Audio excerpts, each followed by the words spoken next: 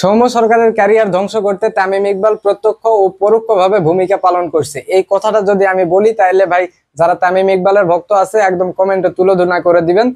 কিন্তু ভাই আমি যেগুলা বলতেছি একদম সেইগুলা যদি যুক্তি ছাড়া কথা হয় তাইলে ভাই তখন গিয়ে কমেন্টে গালাগালি করেন, যা খুশি তাই করেন। আগে জিনিসটা বোঝার চেষ্টা করেন, যা বলি সেটা শোনার চেষ্টা করেন। গত বছর নিউজিল্যান্ড সফরে সৌম্য সরকার খেলছে, সেখানে দুর্দান্ত ফর্মে ছিল। 169 রানের বিশাল একটা ইনিংস খেলছে ওডিআইতে, যেটা এশিয়ান ব্যাটসম্যানদের মধ্যে সর্বোচ্চ। তারপরে সে খেলতে আসলো বিপিএল। এই বিপিএল এ খেলতে এসে সে বরিশালের স্কোয়াডে আসলে ওপেনিং স্লটে তার আসলে জায়গা হয় না। এই বরিশাল টিমের ক্যাপ্টেন কে ছিল? তামিম ইকবাল ছিল। ওপেনিং এ গতবার ওপেনিং করছে আপনার ইব্রাহিম জাদরান এবং এবং তামিম ইকবাল। তারপরে ধরেন পরবর্তীতে আহমেদ শেহজাদ এবং আপনার কাইল মার্কসকে ওপেনিং করানো হয়েছে, কিন্তু সৌম্য সরকারকে করানো হয়নি।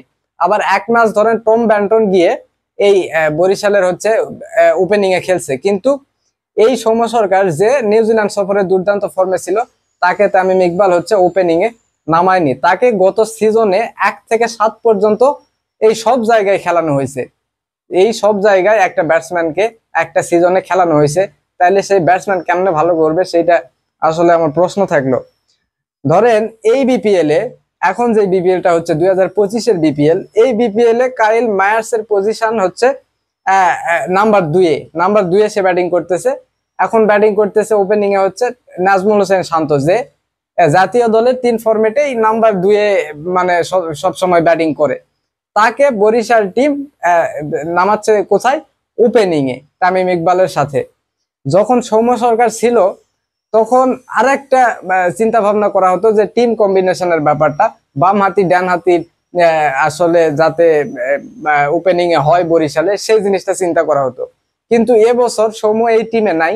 নাজমুল হোসেন শান্ত, যার কোনো ফর্মই নাই, কিচ্ছু নাই, টি-20তে চলেই না।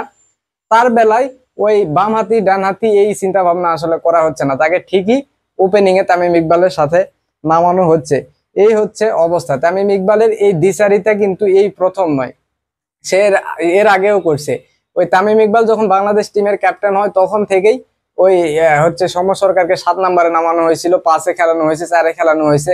অথচ যখন মাশরাফির অধীনে এই মানে সৌম্য সরকার খেলছে, ওপেনিং ছাড়া খেলেনি, এবং সেই সময় কিন্তু মাশরাফির সময় দুর্দান্ত পারফরমেন্স এই সৌম্য সরকার করছিল। এই তামিম ইকবাল ক্যাপ্টেন্সি হওয়ার পর তাকে বিভিন্ন জায়গায় খেলায়, এমনকি 2019 বিশ্বকাপে এত ভালো পারফরমেন্স করার পরও সাকিব আল হাসানকে তার নাম্বার 2 নম্বর পজিশনে খেলতে দেওয়া হয়নি, তাকে খেলানো হয়েছে 4-5-এ।